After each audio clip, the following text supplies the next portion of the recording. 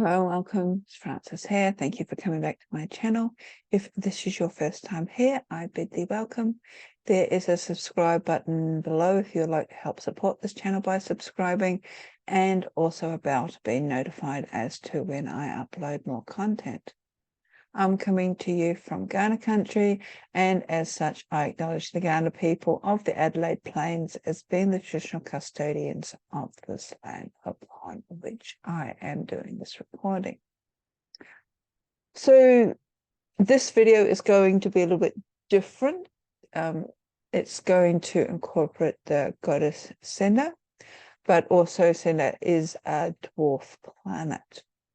So it was actually inspired by a video that I recently saw of Pam Gregory, astrologer, and she was talking about the upcoming new moon, which will actually be a supermoon in May. And in that presentation, she mentioned that the dwarf planet Sedna has recently moved from Taurus into the astrological sign of Gemini. In fact, it's doing it today, the 27th of April, which is the date of this recording. And it will actually be remaining in Gemini until 2067 or 2068, depending on what astrologer you listen to or read. And this is because Sedna is one of the outermost planets. It's in the outermost reaches of the solar system. Its orbiting, or its orbit of the sun is actually beyond that of Neptune, and it takes some 11,406 years to do one complete cycle. And its cycle is actually egg-shaped, and I do have a picture later in this presentation, but I just thought I would share a little bit more about Sedna, her mythology, and also how this dwarf planet, or how she is incorporated to this dwarf planet, and how that is or could affect us from an astrological perspective as well. So as with all these presentations, I'm an astrologer. I do link the astrologers who I sort of draw inspiration from below, so please check out their websites or their videos. So let us look at Sedna's myth, and there are numerous interpretations.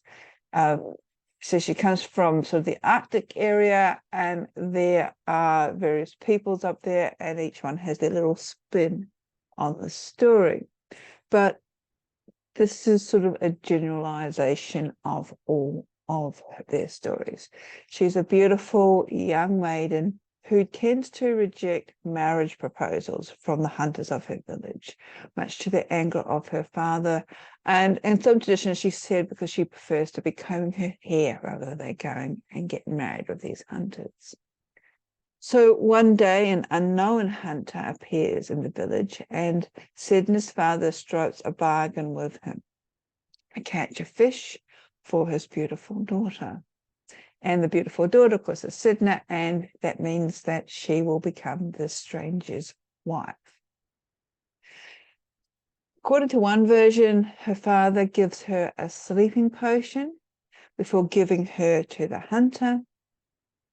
And the hunter then takes the maiden to a large nest on a cliff or on a faraway island, where he then reveals his true form, that of a great bird spirit, and it's often associated with the storm petrel. So when Sedna wakens, she finds herself surrounded by many birds. In other version, the stranger appears declaring himself as a great hunter, and Sedna decides to marry him, only to find out that he's not what he said he was, that in fact he was this birdman, and the only hunting he can do is to catch fish. And of course that doesn't agree with Sedna. So she's unable to escape from the island, but Despite that, her father decides to come and visit his daughter, either feeling a little bit of remorse from tricking her or angry that the birdman lied to him as well. And he attempts to rescue her in his kayak. However, the bird spirit, the birdman, becomes angry and he causes this great storm. Out of desperation or frightened that he might actually lose his kayak, Sedna's father actually throws her into the raging sea.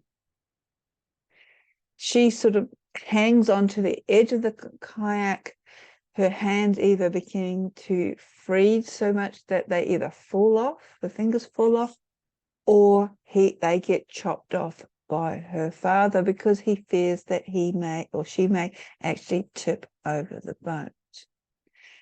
As the legend says, as her fingers fall into the water, they become the sea creatures that are hunted by the Inuit and the other peoples of that region. So these are the seals, the walruses, and also whales. And without anything to hang onto the side of the kayak with, Sedna also falls to the bottom of the sea. It's here that she grows a fishtail, and in some versions she becomes the mighty sea goddess or spirit of the ocean.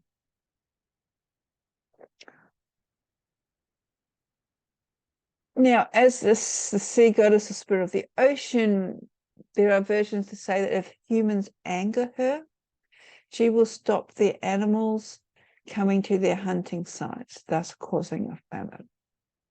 So she is worshipped by the hunters of these areas who depend on her goodwill to supply food. She's generally considered to be a very vengeful goddess who must be pacificated and prayed to in order for her to release the sea animals from the ocean's depths. And it is also said that some peoples in this area also throw their worn-out harpoon heads, broken knives, even morsels of meat and bone into the sea as offerings to her. And just as there are numerous versions of this myth, there are also numerous interpretations from her rebelling against social conditioning because she didn't want to get married, to the transformation of her being mortal, transforming into a divine being who is actually the great creatrix, responsible for birthing all sea animals upon which the peoples of the Arctic region rely upon for their survival. And as such, there is this creative process in Sedna's transformation, which tends to remind us that our wounds, our subsequent inner sort of suffering can become catalytic for creative expression and discovering destiny. Our soul deep service, so to speak, to the world. So there is a connection between her and, say, Chiron, who is the wounded healer, and it is actually through allowing the wounds, which often on the psychological level or pseudo-psychological level seems to incorporate during childhood or very young ages, allow them to sort of come to the surface and so we can deal with them through the adult self and then use that as a catalytic sort of drive to move forward in our life. So it's all about transformation, and Sedna also can be seen in this context. So in other words, how important it is to acknowledge our power, especially when we're cut off from our roots, which could be our family, our sense of community, etc. We can transform from when we dive deep within to draw upon those deep inner strengths that we have. So that very briefly is her story, or an interpretation of her story, and what it could actually represent to us. So, as I said, Pam Gregory was talking about the planet Sedna, So it's a dwarf planet. And because it's so far out in our solar system, its movement through the zodiac, through the astrological signs, means that its impact is often generational, affecting the collective consciousness and also society shifts. It's considered to sort of herald a time of awakening, where humanity is called to confront its shadow side and to go, well, and in doing so, embrace a more compassionate and sustainable way of living.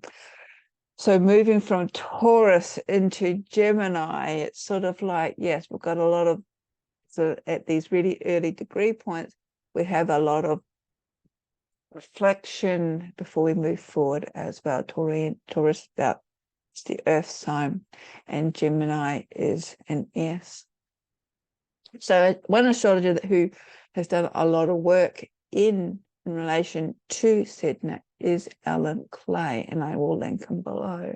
And he points out that many astrologers believe that when, say, each new planet appears, it represents a new aspect or level of consciousness that humanity can start to embrace from the moment of its discovery. And I think Sedna was only discovered in the 1930s, so it's still considered to be a relatively new planet.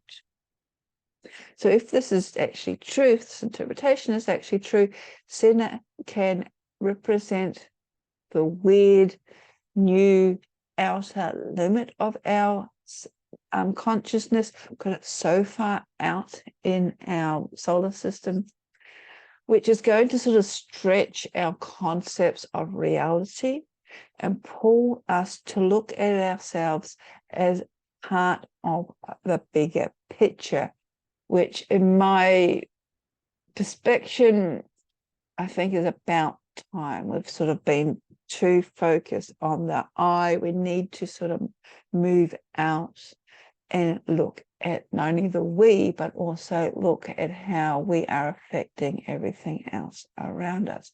So in this image here, you can actually see the sort of ecliptic cycle of Sedna. Here is Eris, who is also another sort of dwarf planet. Yeah, dwarf planet. You can see Pluto, who now has been downgraded to be a dwarf planet, and closer and closer we come down to the sun as the dot right in the middle, and all the other planets are circling around it. So we are now going to be looking at this point here in Sedna's sort of ecliptic arch or cycle around the Earth. As I said, it is egg-shaped. And when it's closest to the Earth, because this is sort of important, because I said the outer planets do impact us and they last longer. As Alan Clay has said, this is sort of generational. So the last close pass of Sedna correlates basically at the end of the Ice Age and the beginning of the new Bronze Age. That was also the beginning of the agricultural cycle, that's so-called Neolithic Revolution, that involved the wide-scale transition from the hunter-gatherer communities and lifestyles to the agricultural and also settlement. And this was when Sedna was in Libra.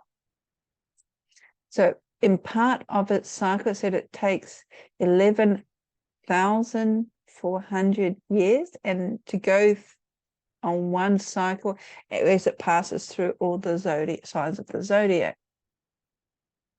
So just a few pointers along the way. Round about 3000 BCE, Sedna was actually moving into Scorpio. Scorpio is a sign that's associated with death and sex.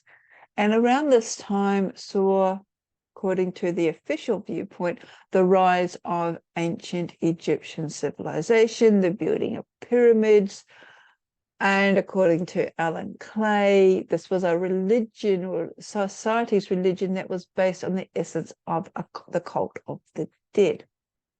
However, from a more esoteric perspective, ancient Egypt tends to indicate sort of a society that was based around, or a religion that was based on the resurrection into the living, so not necessarily the cult of the dead. During Sagittarius, which is the sign associated with law and education, what was called the Greek miracle brought forth the early sciences and arts and the concept of democracy. And of course, all of these are, I say, estimates or what the Western minds tends to think of, because there were civilizations before the ancient Greeks who also had brought through sciences and the arts. But in relation to the Western world, it was actually when Sedna was in the sign of Sagittarius that the Greek miracle made a very predominant shift. Coming forward into our modern times. So for about 100 years prior to 1967, so 65, so from 1865 to 1965, Sedna was actually transitioning through Aries. And Aries is the sign of force and will, often war. And in this time frame, we had various wars: the First World War, the Great War, the war that was supposed to end all wars, World War II, there was the Boer War. Then we're moving through that we had Korea, and this is the start of Vietnam. And added to that was the growing threat and reality of atomic war. Sedna moved into Taurus, the earth sign, a fixed earth sign, in 1965. And it was here where the emphasis turned into money and property, to greed, to questions of value. There was also the slogans during the Vietnam War of "Make Love, Not War." There was sort of a rise in environmentalism, global warming, especially at the later ends where we are at, also becoming as driving economic factors in these modern times, all connected with Taurus. And I recently saw a show where Brian Cox, the actor, was talking about he went to university in the 60s and how life in the 60s has changed very dramatically, especially from the 70s, 80s. The whole, he was talking about how he had free education, the whole concept, the whole viewpoint of humanity or life at that stage was probably more sort of freeing, more, the values were different, and something happened in the 80s. And I think he was actually talking about something about insurance or banking. I'm not quite sure how the documentary went, but it was like this shift happened in the 80s where a lot more sort of where the focus, as opposed to on helping everyone, became very individualistic, and everybody was clambering to get up the ladder very quickly. I'm getting off track there. Okay, so that's Taurus. Sedna is now, or has moved today, into Gemini and will remain here 2067. That's what Pat Gregory says. 2068 is what Alan Clay says. So in that period, that time frame. And Gemini is all about the mind and communication. So already we are referring to, say, in our current time, we're seeing this as the digital revolution. And there is the increase in artificial intelligence, AI, even on social media now. It's almost been a given that it's there. It's getting harder and harder to ascertain what is sort of organic information and what has actually been produced artificially. And there are pros and cons on both sides of the story, but we won't go down that path. So what Clay mentions in his article is he's saying that this will promote a consciousness revolution. Will it though? Don't know. So we'll wait and see. In this article, he also reminds us that in Sedna's myth, her transcendence was not a victimization, despite her originally attempting to hang on to her father's kayak.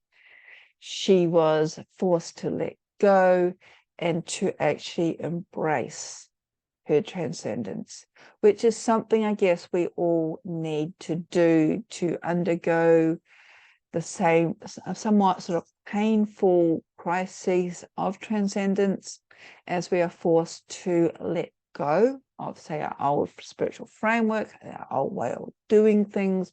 As some people say, the old world, a new world order coming through, a rise in new consciousness, or even just how we integrate ourselves, our lives in the world around us, because things are definitely changing and shifting, and it's doing so at a faster pace.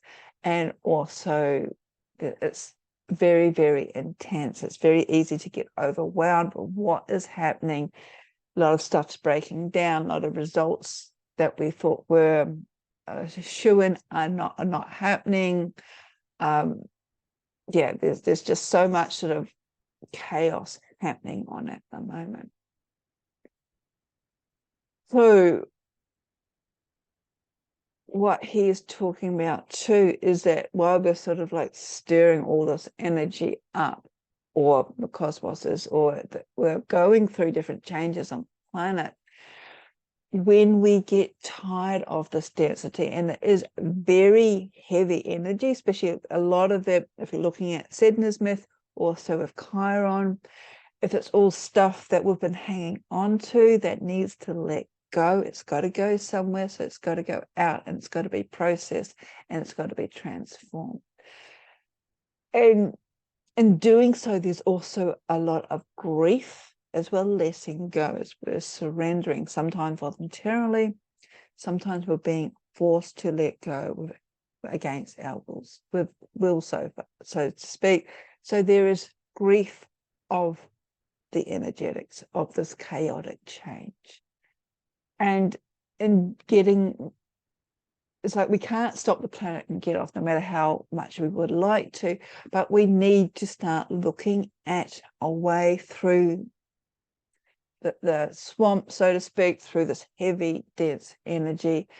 And this is where Sedna can actually guide us, encouraging us to get on a spiritual path, or to recognize a spiritual path that we are actually on, before hitting us with some transcendent sort of crisis that will force us to let go and actually rise above these experiences. So there are some keynotes here when we're sort of looking at what's happening in the world around us, trying to make head or tail, as there just seems to be negative news story after negative news story over and over again. And at an unconscious level, it appears to be very dark. But we need to keep in mind that this darkness doesn't mean that all darkness comes from Sedna. She uses this darkness as a tool to actually get us to reach out and to get onto our spiritual path. So as mentioned earlier, Sedna has been sitting at the analytic degree of Taurus, so that's 29 degrees of Taurus, the end point, for a while. And at this end point, this is where this sort of shadowy aspect comes up. And in doing that, She's reminded us how we have pillaged, how we have polluted, and how we have basically exploited the earth, our planet, our home, mother. And this is because Taurus is this fixed sign in earth. And this is all these negative or shadow aspects, especially of Taurus. It's the greed, it's the accumulating of great power, of resources, of wealth, purely to serve the individual, as opposed to serving everything, all of humanity, all sentient beings, all life on earth, including earth itself. And we see it, we're seeing billionaires and trillionaires, and we're talking about ridiculous figures. And I don't know, I just don't know what you would do with so much money. I mean, you'll set yourself up and generations to come.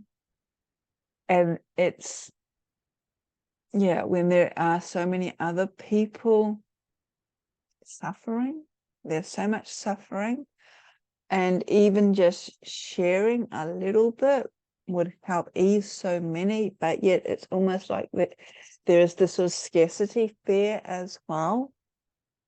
And I don't understand when you're at that level why you need to have more. Probably because I'm never going to get there, but I don't understand that. And this is something that Sedna's been at this energetic degree of Taurus that she has raised up. She has brought it into our consciousness. Now she's moved into Gemini. So there is a hope that this movement will actually trigger a morphosis to occur, as in the myth, that something is going to transform, and out of it is something that will benefit all. And in her video, Pam Gregory was talking about, or pointed out, that we need to ensure that this transformation is actually connected with the heart. Now, she's not talking about the sort of romantic heart, that when you talk about the heart, a lot of people sort of have this come to mind. She's actually talking about the deeper electromagnetic frequency of the heart, which of course is connected with the electromagnetic frequency of the earth. Now, what I didn't realize, as she mentioned in her video, is that from conception, when the fetus is beginning to form, the heart is actually the first organ to form.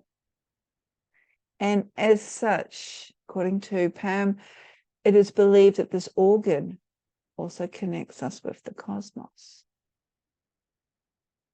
And it is this connecting into this electromagnetic frequency that people often overlook when it comes to manifesting, because we're in, again, part of me is wondering whether this sort of boom in manifesting is tied up with the shadow aspects of Taurus, because it's about bringing things into your life, like accumulating more, as opposed to sort of letting go or looking at what hasn't been sort of brought to fruition and looking at the transcendence, looking at the change, looking at the transformation that can occur. So as Pam points out, when we're looking at manifesting, everything originates from a thought, an idea. The thought gives an electromagnetic pulse, which we interpret as feelings. And these electromagnetic pulses are waves, sine waves, that when it comes from the heart, intensify, can become ignited when we have passion, desire. And therefore, one of the keys, one of the goals really, or one of the unspoken benefits of manifesting is when we drop into our heart and we have that pure need, that deep desire, that deep passion, because that will actually magnetize and drive the magnetizing in order to manifest things into our life. However, we can't bring things into our life if our life is full. We need to let things go in order to create the room for these things that we want in our lives to appear. It's like having a full cup of tea and we can't add more to it, otherwise it will overflow. We have to empty it first. So during these times of great change, chaos, we are actually given an opportunity to make the leap into how we want to move forward. More than ever, it seems to be important that we listen to our hearts, we come back to our bodies. We've been in our heads for so long. We've been disconnected from our physical self. And again, this is Taurus. And we need to drop into this deep heart, which is our soul, that connects us with the cosmos. And it is only then that we can realize the direction that we are supposed to head into, what is truly needed to be manifested in our life. Not anything, but not everything that our hearts desire, our romantic hearts desire, is actually what we truly need. And what is needed to be done in order to transform what seems to be these great hardships in our lives, these difficulties.